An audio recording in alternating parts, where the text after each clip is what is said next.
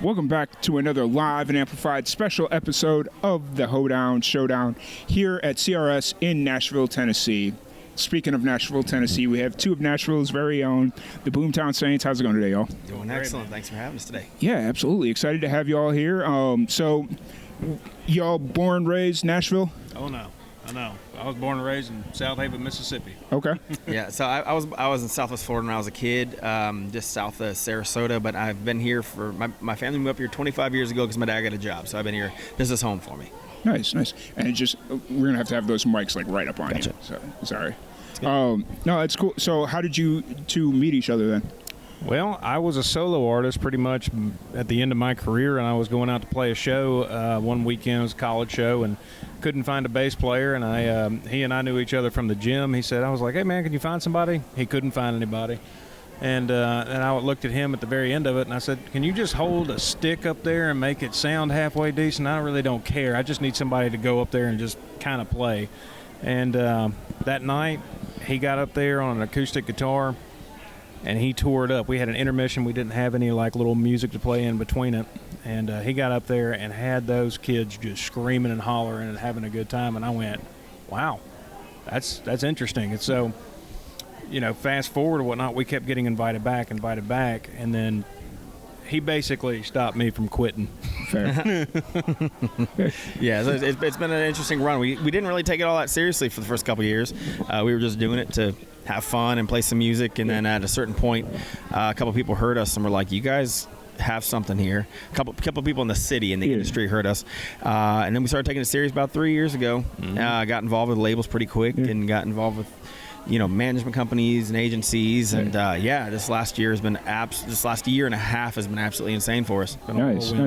So you guys, like right after the pandemic, is that about, or right as the pandemic was winding down? So we actually went into, we started talking to the one of the labels right before the pandemic. Okay. When the pandemic hit, we actually went into record as the pandemic was hitting, and then because of the pandemic, everything was delayed for a year. Yeah. So we were like, oh my goodness, of course this is going to be our luck. Like we're finally making it, and here we go. But we stuck with it, and people stuck with us. And yesterday a couple days ago, was announced we're the Independent Artist of the Year for Music Row Magazine. So it's kind of cool. That was awesome. That was the first time I had ever had a what do they call it? A time delayed gag order? Because usually everybody sends it to me like the day it's announced or whatever. And I was like, oh, so I'm hearing something before it's even public knowledge. Yeah, okay. It was embargoed until 2 days ago. So we're excited to be able to talk about it now. So how did that kind of all come about? What's the Yeah. So last year we had a song. So we released a song a year and a half ago. Actually, closer to 2 years ago now. It's called All Trucks Go to Heaven. It did pretty well on radio, kind of established a baseline for us. But then last spring into summer, we released a song called Blacktop Don't. And that song was the #1 independent song on country radio for 3 months in a row. Between, starting in July. I think we hit #1 July or August, and it stayed #1 for 3 months. We actually had to be retired from a chart because CDX chart. we were doing pretty well on it, and it didn't look like we were slowing down. So after we hit 3 months, it was the Cody Jinks rule. It happens to him on that chart. We hit it, and they retired us. But we were the most spun independent artist on country radio last year. So It's pretty cool. That's cool. That's to say that you had to get retired, that your track had to get retired because it was it was in top 10? Yeah, no, so it was on one of the charts. It was #1 for 3 straight months, and we were still doubling the spins of #2. And again, Cody Jinks made this rule because he gets on these charts as an independent artist. So independent means, just for those listening, independent in the radio world means you don't have a full-time radio team. So you don't have to be independent as in record labels. So we have our record labels, but we don't have a full-time radio team. And Cody Jinks is the king of this.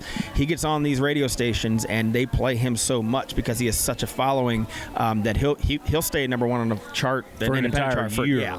If he could. So they put rules in place to make it so that people start falling off.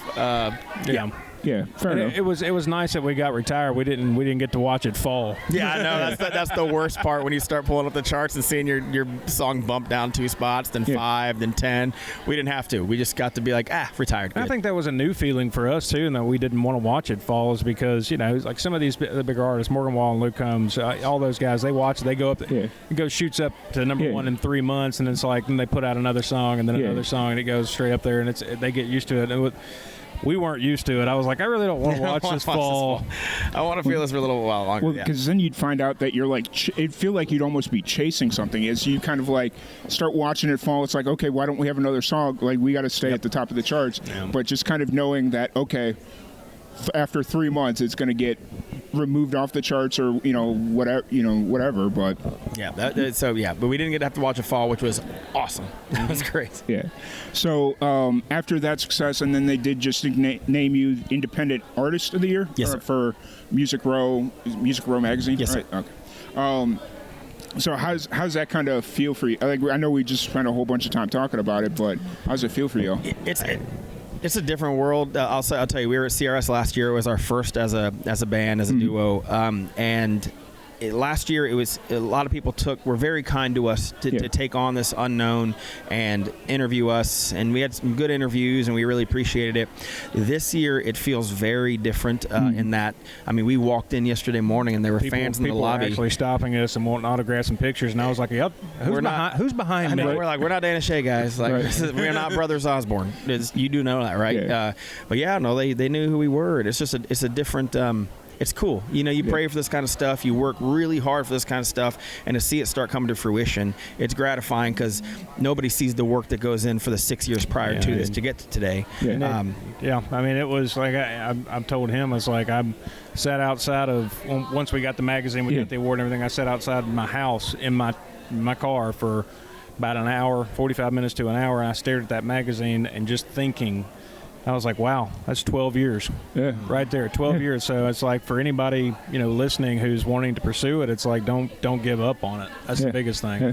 I've been doing this for 8 years, and I'm just now starting to see things that I only dreamt about when I first started. Like, and that's time. That's just like right now, the stuff that I dreamt about it, that's like the barrier to entry. Like, that's the price of admission at this point. I mean, Lainey Wilson, everybody looks at people like Lainey Wilson and Jelly Roll, and they're like, look how they just blew up out of the blue. No. They don't know that Lainey Wilson's been in this town 10 plus years grinding. They don't know that Jelly Roll's been doing music around Nashville for 20 plus years. Yeah. They just see the results now. But it's if you stick with it, it's who you, Ben always says, it's not. It's okay. So I had somebody tell me a long time ago, it's not who's better than who in this town. It's who can outlast who. Everybody's good in this town. Yeah. I mean, there's 10,000 musicians in this city right now grinding and trying to do it. It's like, but less than about half of 1% of those people actually have something going on, and it just takes time. Yeah. Whether you get it on the front end or you get it takes 10 years, it just takes time. Yeah, for sure. It's same across all creative platforms, whether you're in movies, podcasting, music, whatever it is. It's like everybody, as long as you stick with it, and I think you hit the nail on the head with, Jelly Roll being in Nashville doing music for 20 years, Lainey Wilson for 10, y'all for, what'd you say, 8, right? Ben's been here for 12. I've been here for 12. 12? We've been doing this together for 6. I was, when I was younger, I had this music dream, and I gave up on it originally. Yeah. I went to the corporate world, and he pulled me back out of it doing music. So, it's been decades. Nice. And so before you all came together, were you doing solo projects or other band projects? Or I was doing a solo project. Okay. And like I said, I'd moved to town. I'd been coming back and forth since 2011. Moved to town in 2013. Signed an independent deal. Yeah. And independent deal was over. I was in the workforce trying to make ends meet, and I'm like, you know what? I'm done with this. I'm going to go back to medical school. I'm going to go finish up the degree and everything else, and met him. Yeah, I was somewhat not intelligent by most standards. I was actually I was a consultant in the healthcare world. I was helping pharmaceutical companies commercialize their products. I had worked my way through the corporate ladder and executive in a drug company, and moved over to consulting, and I was living a life. I was making pretty good money, and then by most people's standards, going to do music was a very dumb move.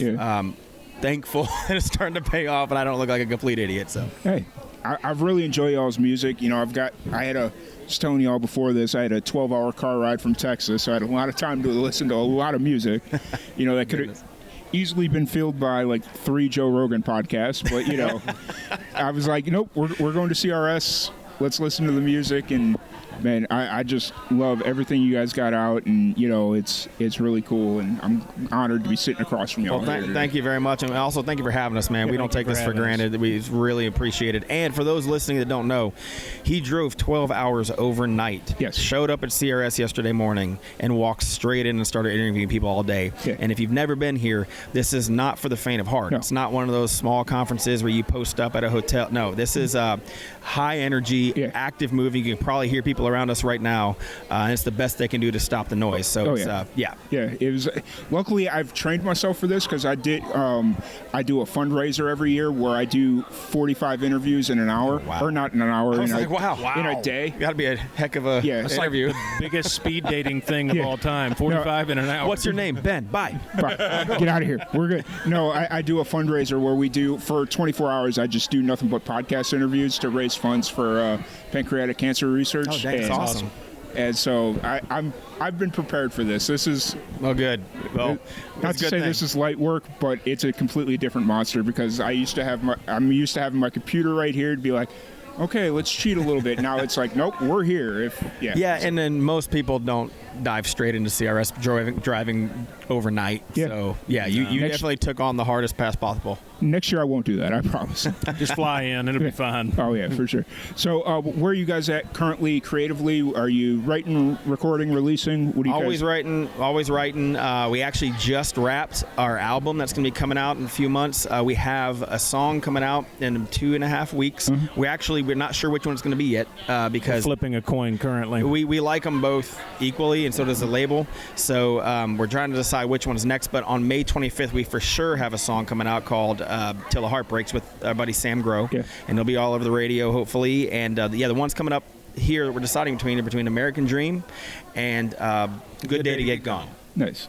Are you guys not fighting, but having the discussion amongst each other, or is it just kind of? It's so in this business. We don't really fight, do we? Yeah, no, we don't. And in this business, people don't. They see the artist out front, but they don't understand the engine that's behind them. There's a lot of stakeholders in this, and there's a lot of people that have been around it and are a lot more experienced than us. And so we're really waiting to hear from them. You know, radio personnel, management teams, label to make the decision. Yeah. We trust their decisions because they've been doing this way longer than we have, and so that's kind of what we're waiting on right now. Fair. I didn't know if it was like a discussion between the two of y'all, and I was going to be like, "Hey, pitch both songs to me." We're good with either one. We're good with either one. Yeah, fair, we love. I mean, Good Day to Get Gone is now our show opener, and I mean, I love the feel of it. So these are songs that they've heard, that the audiences have heard, like you play live, or yes. So we Good Day to Get Gone. We just started playing in the last few months, but American Dream we've been playing for a little over a year.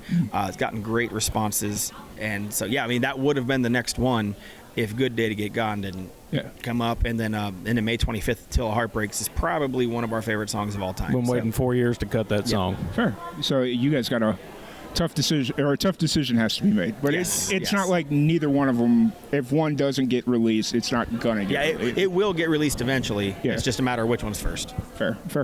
Well, once again, thank you all so much for joining us. Really appreciate your time.